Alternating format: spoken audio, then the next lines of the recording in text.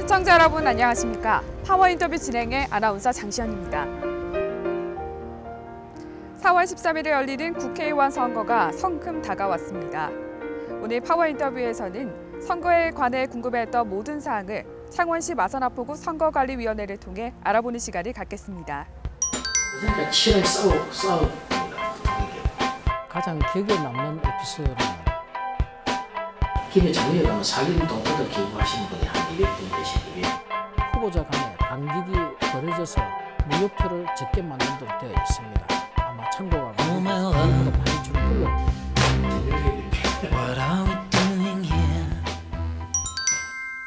창원시 마산하포 선거관리위원회 김주창 사무국장과 함께하도록 하겠습니다. 안녕하십니까? 예, 창원시 마산하포구 선거관리위원회 사무국장 김주창입니다. 반갑습니다.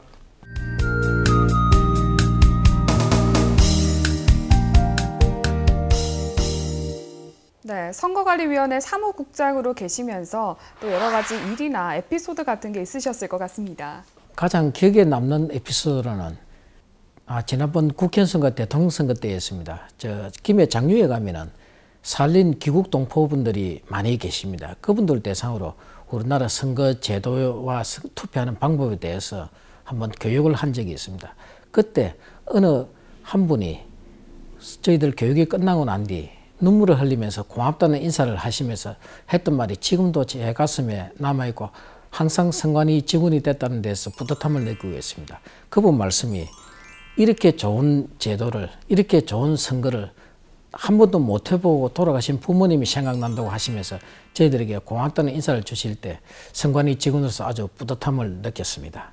또 다른 에피소드가 있으시면 말씀 부탁드리겠습니다. 예, 어느 주택 재개발 조합에서 매 총회 때마다 지평구와 비지평구 간에 혼탁한 경쟁이 과열되어서 도저히 안 돼가 저희들에게 투표 개표만 위탁을 하였습니다. 저희들이 투표 개표 위탁을 맡아서 깔끔하게 투개표를 해주니까 서로 싸우던 경쟁하던 모습에 간데 싹 가버리고 선거에 사회적 기능이 다했다는 점에서 참 뿌듯하게 생각했습니다.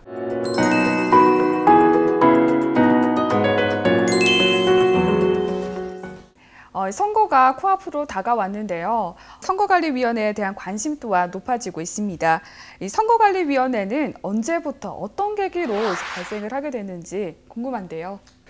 최초의 현대적인 선거인 1948년 5월 10일 재헌 국회의원 선거 때부터 선거관리기관은 항상 존재하였습니다. 그때는 선거위원회라는 명칭을 가지고 있었으며 선거 때마다 임시로 설치하는 기관이었습니다. 그리고 선거를 관리하는 공무원들은 내무부 소속 공무원들이 파견을 나와서 선거를 관리하였기 때문에 관건 선거의 온상이 되었습니다. 특히 3.15 부정선거 때는 그 관건 선거가 절정에 달하였습니다.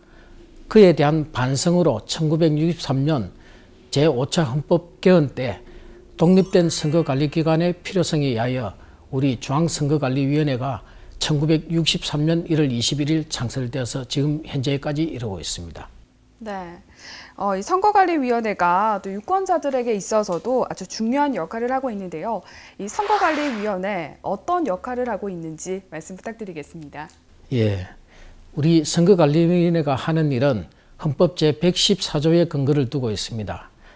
선거와 국민투표의 관리 그리고 정당에 관한 사무를 처리하고 있습니다. 선거는 공직선거와 위탁선거가 있으며 공직선거에는 잘 아시는 바와 같이 대통령선거, 국회의원 선거가 있으며 지방선거에는 지방자치단체의 장선거와 지방의회원 선거가 있습니다.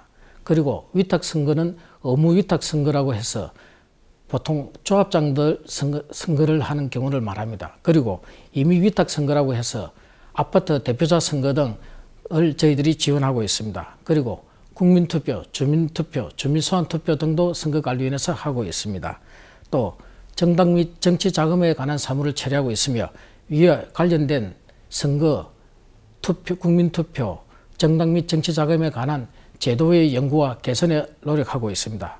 그리고 우리나라의 경우 민주주의 제도가 먼저 도입되었고 민주주의에 대한 교육이 미흡한 실정이어서 지금은 민주시민교육을 통하여 민주주의 문화를 익혀서 주권의식 악량과 민주시민의 권리와 책임 등에 대한 교육을 집중적으로 하고 있습니다.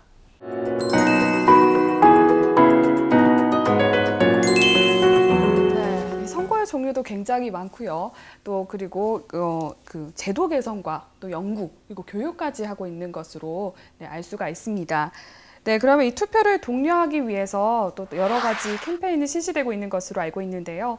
어떤 캠페인이 실시되고 있는지 말씀 부탁드리겠습니다. 예, 우리 선거관리위원회에서는 각 위원회별로 특화되어서 다양하게 실시를 하고 있습니다. 먼저 중앙선거관리위원회의 경우 가수 설현 등을 홍보대사로 위촉하여 전국적인 관심을 끌게 하여 전국적인 홍보를 실시하고 있습니다. 그리고 경남도 선거관리위원회는 지방단위 대단위 행사 등에 참여하여 홍보를 실시하고 있습니다. 3.15 마라톤 대회나 지난 3월에 하동 섬진강 꽃길 마라톤 대회 등에서는 전남도 선거관리위원회와 공동으로 동서화합의 홍보 활동도 실시하였습니다. 그리고 우리 하포구 선거관리위원회에서는 생활 주변 홍보에 힘을 기울이고 있습니다. 경로당이나 경남대 그리고 문화체육시설 등에서 유권자들의 희망 메시지를 수집하여 지난 3월 25일 후보자 준법 선거 결의대회 때 저희들이 그 내용을 전달하였습니다. 앞으로는 프로야구 개막식 행사 등에 저희들이 계속하여 주민 밀착형 홍보 활동을 하도록 하고 있습니다. 네, 이 중앙선거관리위원회뿐만 아니라 마산 하포구 선거관리위원회에서도 지역 야구장이나 그리고 3.15 이제 마라톤 대회 등을 통해서 또 선거에 관한 독려 운동을 하고 있다고 이제 알 수가 있습니다. 네, 그러면 이 올해 4월 13일에 열리는 국회의원 선거, 이 후보자에게 꼭 필요한 자질은 어떤 것이 있을까요? 예, 사람마다 후보자의 자질을 보는 기준은 다를 것입니다. 보통 기본적으로는 도덕성과 청렴성을 들 수 있겠습니다. 그러나 우리 선거관리위원회에서는 거기에다가 준법선거, 즉 법을 지키고 부정선거를 하지 않는 걸 보고 있습니다. 또한 정책선거를 통하여 정정당당한 경쟁을 중요한 자질로 보고 있습니다. 그리고 우리 유권자들께서 후보자의 자질을 알아보실 수 있는 좋은 방법이 있습니다. 집으로 배달을 해드리는 선거공보 이면에 후보자 정보 공개 자료라고 있습니다. 거기에는 후보자의 인적 사항과 또 재산 상황 그리고 병력 사항이 있으며 또 최근 5년간 세금 및 체납 사실과 전과 기록이 다 기재되어 있습니다. 이러한 내용들을 자세히 살펴보면 후보자 자질을 살펴보는 데 도움이 될 것입니다. 네, 집으로 오는 배부물을 통해서 또 후보자들의 그런 정책과 공약들을 점검을 해서 꼭 꼼꼼하게 살펴서 투표를 해야 되겠다고 이제 알 수가 있습니다. 네, 그러면 이제 후보자들이 해서는 안 될 일들에는 어떤 것들이 있을까요? 예, 여러 가지가 있습니다만 가장 중요한 것으로는 아무래도 우리 유권자의 의도를 왜곡하는 행위일 것입니다. 특히 매수 및 기부 행위 등의 돈 선거라든지 또 허위사실, 비방, 특정 지역 비하 등의 흑색 선전, 그리고 유권자를 속이고 기만하는 불법 선거 여론조사 등이 있겠습니다. 이 외에도 중요한 것으로서는 지연이나 실현 그리고 확인 등에 의한 연고주의를 들 수 있겠습니다. 네, 그러면 이 공명선거를 위해서 또 과태료와 포상금 제도가 있다고 알고 있는데요. 어떤 것들이 있나요? 예, 과태료와 포상금 제도는 고질적인 병폐인 금품선거를 배격하고자 2004년도에 신설된 조항입니다. 먼저 과태료는 금품 음식물을 제공받은 사람에게 받은 가액의 10배 이상 50배 이하를 부과하도록 되어 있습니다. 그 부과 최고 금액은 3천만 원입니다. 또 포상금은 선거범죄 신고자에게 신고 내용에 따라 최고 5억 원까지 지급합니다. 신고자의 신원은 저희들이 철저히 보호하고 있으므로 이번 행위 발견 시에는 바로 신고를 부탁드리며 신고 번호는 국번 없이 1390번입니다. 네, 올해 달라진 선거 제도가 있다면 어떤 것이 있을까요? 예, 여러 가지가 많습니다만 일단은 우리 유권자들에게 먼저 다가가는 것만 설명을 드리도록 하겠습니다. 저희들이 개표를 할 때 개표 참관인 제도를 운영하고 있습니다. 개표가 제대로 되고 있는지, 정확하게 되고 있는지, 불법은 없는지 거기에 대해서 참관을 하는 건데 지금까지는 정당이나 후보자가 추천한 사람만 참관인이 될 수 있었습니다만 이번에 우리 전국적으로 각 위원회마다 인원수는 조금 다릅니다만 저희들 하포구 선거관리위원회의 경우에는 10명입니다. 10명까지 일반 유권자 중에서 신청을 받아서 개표 참관인으로 위촉하여 저희들 개표 끝날 때까지 같이 하실 수 있도록 된 제도가 하나 있습니다. 그리고 또 하나는 지금까지 나왔던 투표 용지가 작성 방법이 좀 변경이 되었습니다. 이처럼 후보자 간에 간격이 벌어져서 무효표를 적게 만들도록 되어 있습니다. 아마 참고가 많이 무효표가 많이 줄 걸로 저희들은 보고 있습니다.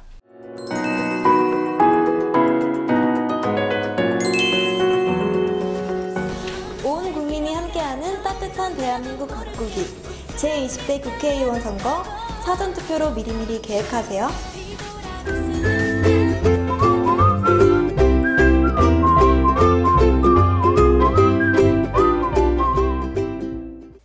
네, 올해 총선에 또 사전투표제가 처음으로 시행이 되는데요. 이에 대해서 한 말씀 부탁드리겠습니다. 예, 사전투표 제도는 선거일에 자기 투표소에서 투표하실 수 없는 분들을 위하여 예전에 부재자 투표를 대신하여 만들어진 제도입니다.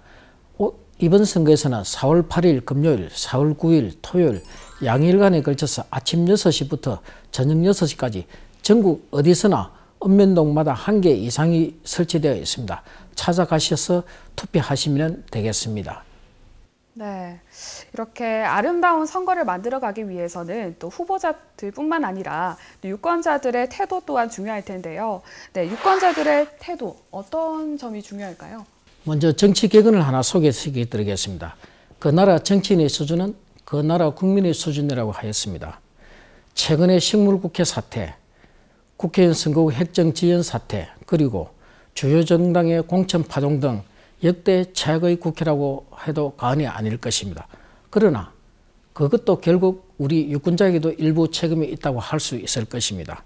선거 때마다 우리 유권자가 주인으로서 정치인에게 책임을 묻는다든지 또 공약의 실천 등에 지속적인 관심을 가지고 변화하고 발전하기 위한 원동력이 바로 선거의 기능인데 제대로 그 기능을 다 하였는지 한번 반성해 볼 필요도 있겠습니다. 이제는 투표만 하는 소극적인 유권자에서 주인의 역할을 제대로 하는 적극적이고 능동적인 스마트한 유권자로 바뀌어야 하겠습니다. 이 선거 당일 이제 어디서 투표를 해야 될지 모르는 분들이 또 많이 계실 것 같은데요. 네, 이 내 투표소를 찾는 방법 한번 알려주시죠. 예. 먼저 투표소는 각 가정에 배달되는 선거 공보 동방에 배달하는 투표 안내문에 약도가 잘 그려져 있습니다. 그리고 그 약도에는 선거인 명부 등재번호가 기재되어 있습니다. 그 등재번호를 오래 가거나 알고 가시면 투표하실 때 기다리지 않고 빨리 투표하실 수가 있습니다. 그리고 중앙선거관리위원회 홈페이지에 내 투표소 찾기 서비스를 이용하거나 아니면 네이버나 다음 등 포털 서비스의 메인 화면에도 저희들이 홍보할 화면에서 찾을 수 있도록 할 예정으로 있습니다. 이렇게 투표가 진행된 후에 이제 개표 과정인데요. 이 개표 과정에서도 다양한 부서로 나뉘어서 개표가 진행되는 것으로 알고 있습니다. 네, 어떻게 진행되는지 한번 말씀 부탁드리겠습니다. 예, 개표 과정을 설명드리기에 앞서서 먼저 다양한 투표 방법에 대한 설명을 드리도록 하겠습니다. 몸이 불편하여 움직일 수 없으신 분들은 집에서 그리고 원양 어선이나 외양선을 타고 계시는 분 세계 5대양 6대주 어느 곳에서나 배에서 투표를 하실 수가 있습니다. 그리고 또 하나 해외 파병 부대 군인들 같은 경우에는 국외 부재자를 통해서 투표를 하실 수 있으며 한국에 국적을 가지고 있으면서 외국에 영주하고 계시는 제외 한국인들과 경우에는 제외 선거를 하실 수가 있습니다. 그리고 사전투표 중에서 관 외에서 투표하시는 분들은 사전 관외 투표인데 이 세 가지 경우에는 우편 투표를 통하여 저희들에게 도착이 됩니다. 그리고 사전 투표 중 우리 합포 관내에서 하시는 분은 관내 투표, 그리고 저희들이 알고 있는 4월 13일 하는 일반 투표가 있습니다. 따라서 개표도 위와 같이 우편 투표와 일반 투표로 구분하여 실시하고 있습니다. 우편 투표와 일반 투표의 개표 과정은 다소 비슷합니다. 하지만 조금씩 차이가 있습니다. 먼저 투표함이 도착하면 접수를 하는 과정이 있습니다. 접수 과정을 통해서 투표함에 이상이 있는지 없는지, 투표함 운송 과정에 무슨 문제가 없는지 등을 살펴보고 거기 이상이 없으면 각 투표함을 개함하여서 거기 안에 들어있는 투표지를 꺼내게 됩니다. 그리고 또 그 꺼낸 투표지를 정당이나 후보자별로 분류를 하게 됩니다. 이때 여러분들이 잘 알고 있는 투표지 분류기를 이용하여 훨씬 빠른 시간에 신속 정확하게 개표를 실시하고 있습니다. 그리고 거기에 분류된 정당 후보자별 내용을 다시 한 번 더 심사하고 집계를 하는 심사 집계부가 있습니다. 또 마지막으로 위원들께서 그 내용의 정확성 여부를 다시 한번 검열을 하고 위원장이 공표하는 순으로 이루어지고 있습니다. 네, 이렇게 전국 그리고 또 세계 어디서나 투표를 할 수 있는 만큼 우리가 이 투표할 수 있는 기회를 절대로 놓쳐서는 안 될 것 같습니다. 네, 이 매니페스토란 용어가 선거에 또 어김없이 등장을 하는데요. 이 매니페스토란 용어 정확히 설명 부탁드리겠습니다. 예, 매니페스토는 그 어원은 라틴어에서 나왔습니다. 증거, 선언문 등의 의미가 있다고 합니다. 정치 용어로서는 이탈리아에서 처음으로 나왔습니다.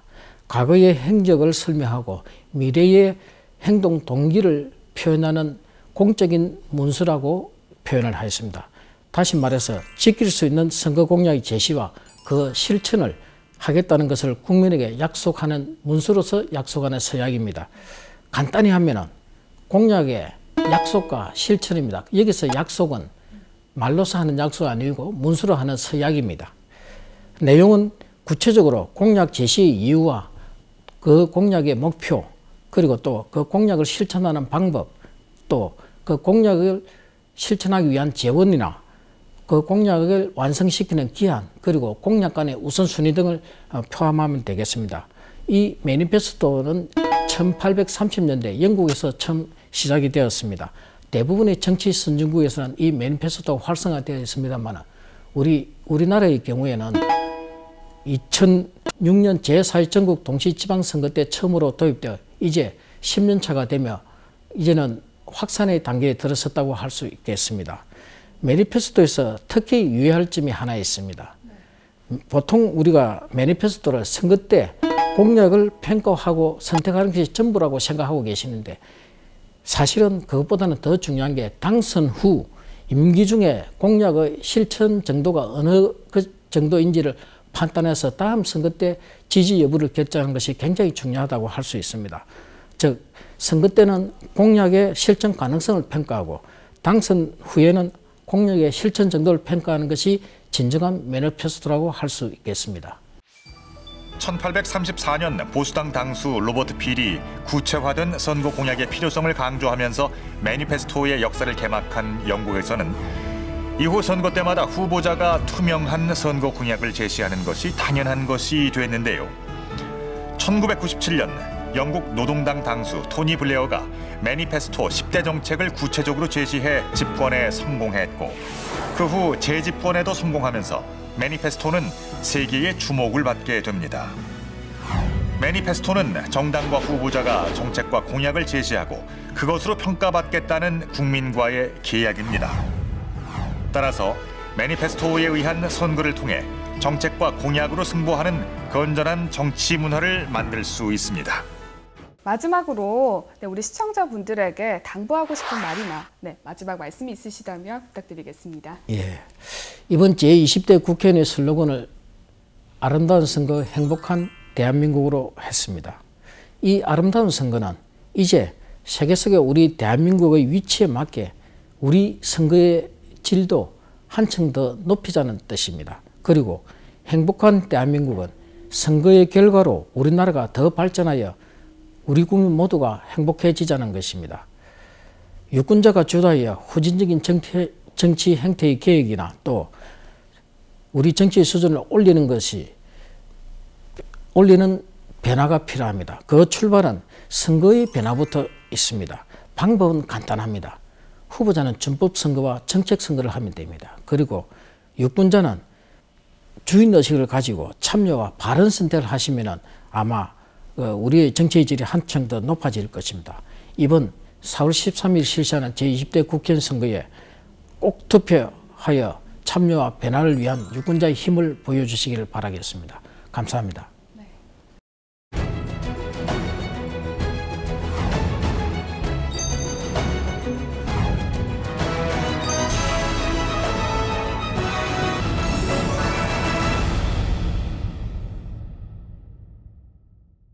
네, 소중한 한 표를 행사하는 우리의 권리는 우리나라를, 우리 사회를, 그리고 우리 가정을 아름답고 행복하게 만들어갈 수 있습니다. 네, 오늘 파워 인터뷰는 창원시 마산합포구 선거관리위원회 김주창 사무국장과 함께했습니다. 감사합니다. 예, 감사합니다.